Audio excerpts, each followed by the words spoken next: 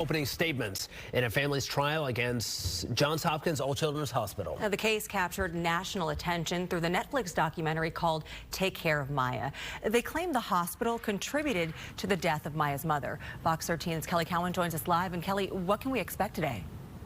Good morning to you guys. Yeah, well, we already know pretty much how the Kowalski side of this goes because of that Netflix documentary, because of the 41-page lawsuit that's been filed. So we know how they plan to argue this. What we don't know is what the hospital exactly has to say in their defense. So as we know, there are two sides to every story. This one begins in October of 2016. That's when Maya Kowalski was brought into Johns Hopkins All Children's emergency room. She was in severe pain. A year prior, she'd been diagnosed with complex regional pain syndrome, or CRPS. That's a debilitating neuropathic condition, and it affects a person's arms and legs. It's often described as feeling like burning or bone crushing, and it's also a condition that can be difficult to diagnose, and sometimes sufferers are accused of faking their pain. Well, this lawsuit alleges that hospital staff not only accused Maya of lying, but they also reported her parents for abuse, and that has to do with Maya's treatment, which included ketamine infusions. When her mom, Beata, who was a registered nurse, insisted that her daughter receive that powerful anesthetic for pain management, hospital staff were alarmed. That led to several confrontations over her treatment and eventually reports to the Department of Children and Families Abuse Hotline. Now, according to the lawsuit, despite a doctor's confirmation and DCF finding valid prescriptions for those dosages of ketamine on file, hospital staff used abuse claims against Maya's parents to stop them from having her discharged and then even from allowing them to visit her in person.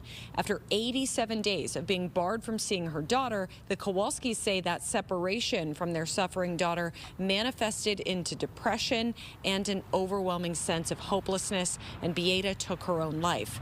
Now, legal experts say that this case has a lot to do with the flaws in the system of reporting, but others caution, medical professionals caution, that it could have a chilling effect on reports of abuse. We have parents, good parents, who are doing what they're supposed to be doing in the system now, in DCF system, in formerly CPI, based upon an allegation. And I know these investigations take place, they take time. But during that time, these parents are living a nightmare. They're living a nightmare being scrutinized. If we start worrying that if we make a mistake and what we suspect turns out not to be child abuse, that we could be liable, then people won't call it in. Johns Hopkins All Children has said through a statement that their staff acted appropriately and followed the law, explaining that their responsibility to the children brought in for their care is to act on their behalf if they suspect abuse, and that means reporting to DCF if they suspect that there's abuse or neglect going on. The Kowalskis' original lawsuit, in addition to All Children's, also named two specific staffers that were involved in this who were working for DCF.